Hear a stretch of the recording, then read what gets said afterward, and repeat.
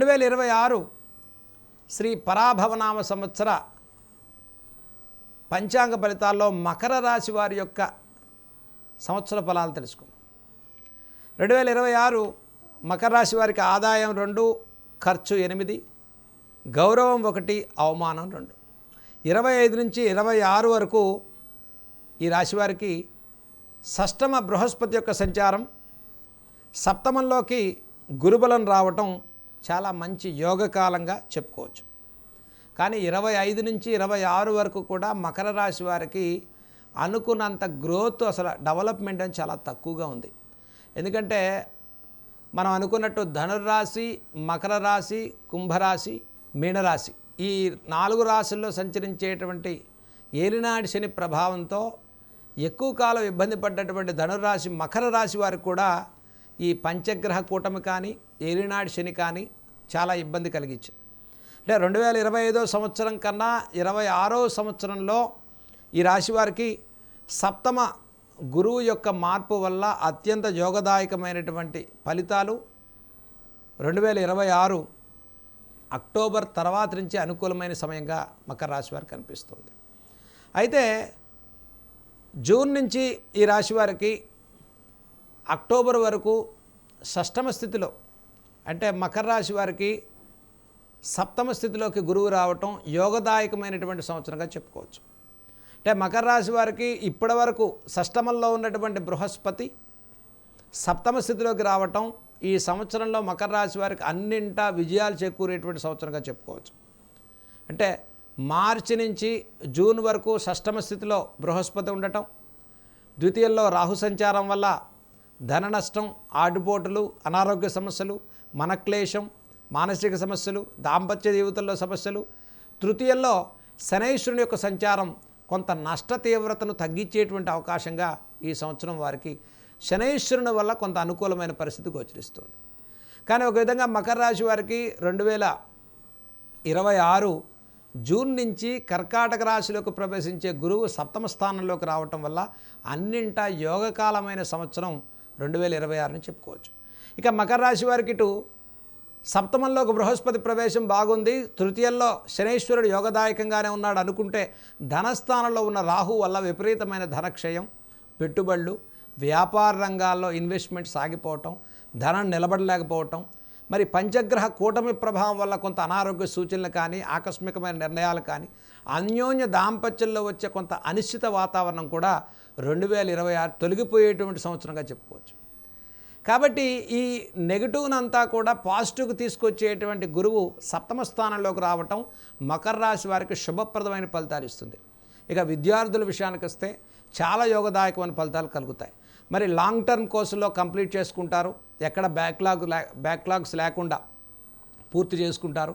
గత సంవత్సరాలతో పోల్చుకుంటే 2026 సంవత్సరం మకర రాశి వారికి ఒక అద్భుతమైనటువంటి సంవత్సరంగా చెప్పుకోవచ్చు. ఎందుకంటే ఈ రాశి వారికి అక్టోబర్ తర్వాత ఒకవేళ గురువు అష్టమ స్థానంలోకి వెళ్తున్నారు, అంటే మకర రాశి వారికి సప్తమ గురుబలం అనేది అక్టోబర్ తర్వాత సింహరాశిలో గురువు మారటం అష్టమ స్థానంలోకి వచ్చినప్పటికీ కూడా తృతీయంలో ఉండేటువంటి శనైశ్వరుని బలంతో ఈ రాశి వారికి నష్టాలను తగ్గించుకునేటువంటి అవకాశాలు గోచరిస్తున్నాయి. అభివృద్ధి పదంలో ముందుకెళ్తారు. అలాగే డిసెంబర్ తర్వాత నుంచి ద్వాదశంలో ఉన్నటువంటి రాహు జన్మరాశిలోకి ప్రవేశిస్తారు మకర రాశి వారికి. అంటే ఈ రాశి వారికి కొంత కాలసర్ప దోషం అనేది 2026 డిసెంబర్ తర్వాత మకర రాశి వారికి కాలసర్ప దోషం ప్రారంభమైంది.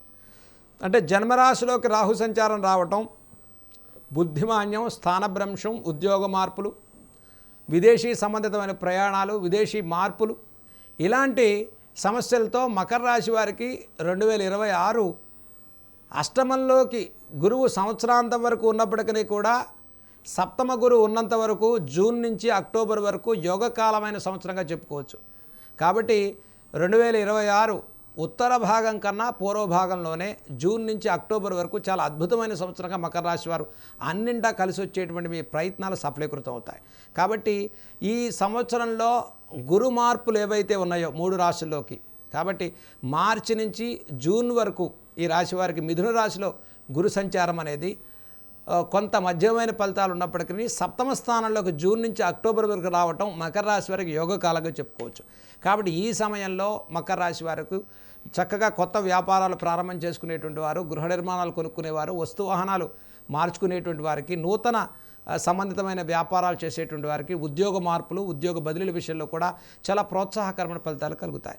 గతంలో లాంగ్ టర్మ్గా పెట్టుకుని ఇన్వెస్ట్మెంట్స్ రియల్ ఎస్టేట్ రంగాల్లో కానీ, ఫైనాన్షియల్ రంగాల్లో కానీ ఇన్వెస్ట్మెంట్స్ పెట్టి స్తబ్దతగా ఆగిపోయినటువంటి మకర రాశి వారికి ఇటు 2025 సంవత్సరంలో జరిగే నష్టం, కొంత తృతీయ శనైశ్వరుని ప్రభావం ఉన్నప్పటికీ కూడా ఏదో 3 నెలలకు రావాల్సిన రిజల్ట్ 6 నెలలకు వస్తే ఎంత ల్యాగ్ అవుతుందో, రిజల్ట్ అనేది అంత ఆలస్యంగా వస్తుందో, అదే రకంగా 2026లో సప్తమ గురువు యొక్క ప్రభావం వల్ల, ఇటు తృతీయ శనైశ్వరుని సంచారం వల్ల గత నష్టాలని అధిగమించి శీఘ్రమైన ఫలితాలు పొందుతారు మకర రాశి వారు. కాబట్టి మకర రాశి వారికి అత్యంత యోగకాలం, మంచి సమయం అనేది జూన్ నుంచి అక్టోబర్ వరకు ఉంది. కాబట్టి ఈ సమయంలో వివాహాది ప్రయత్నాలు యోగిస్తాయి, అన్యోన్య దాంపత్యం కలుగుతుంది, వివాహ ప్రయత్నాల్లో సంతాన శుభవార్తలు వింటారు, గృహ నిర్మాణాలు చేస్తారు, వస్తువాహన క్రయ విక్రయాలు చేసుకుంటారు, విద్యార్థులకు ప్రోత్సాహకరంగా ఉంది, లాంగ్ టర్మ్ కోర్సులు ఫుల్ఫిల్ చేసుకుంటారు, విదేశీ ఉద్యోగాలకు బాగుంది, విదేశీ ప్రయత్నాలకు బాగుంది. ఇప్పుడు గతంలో జరిగిన నష్టాన్ని చూసుకుంటే 2026 పూర్వభాగం అంతా చాలా అనుకూలమైన ఫలితాలు మకర రాశి వారికి గోచరిస్తూ ఉన్నాయి.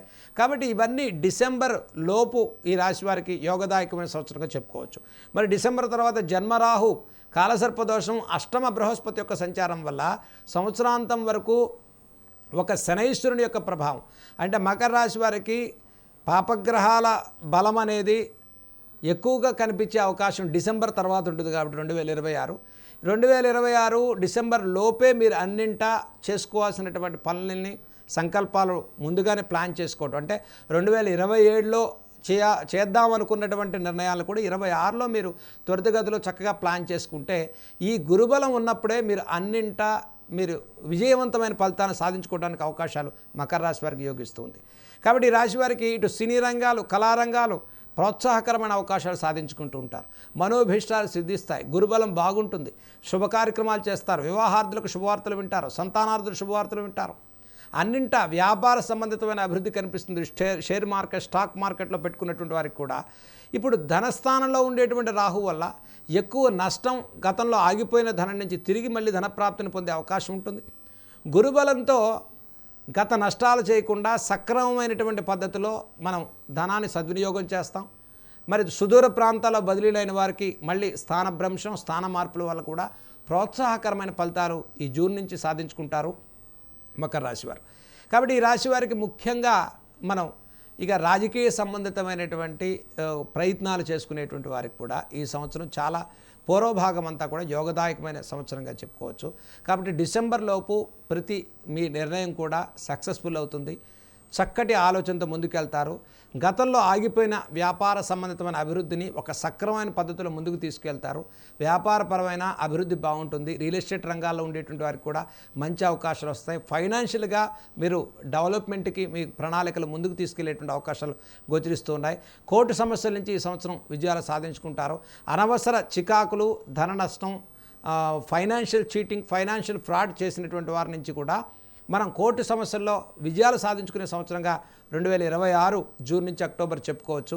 కాబట్టి డిసెంబర్ లోపు అత్యంత యోగదాయకమైన సంవత్సరం మకర రాశి వారికి గోచరిస్తుంది. కాబట్టి జూన్ నుంచి డిసెంబర్ లోపు మీరు ఏ పని చేసినప్పటికీ విజయవంతంగా ఫలితాలు గోచరిస్తున్నాయి. మరి 2027 జనవరి నుంచి సంవత్సరాంతం వరకు కూడా కొంత ప్రతికూల పరిస్థితులతో ఉంది. కాబట్టి ఒక శనైశ్వరుని యొక్క బలంతో కూడా మీరు అనుకున్న పనులను అనుకున్న విధంగా పూర్తి చేసి సంవత్సరం మొత్తం కూడా మకర రాశి వారు ఒక విధంగా యోగదాయకమైన సంవత్సరంగా, నష్టాలను తగ్గించుకుని లాభాల బాటలో ముందుకెళ్ళేటువంటి సంవత్సరంగా విజయాలు సాధించుకుంటారని చెప్పుకోవచ్చు.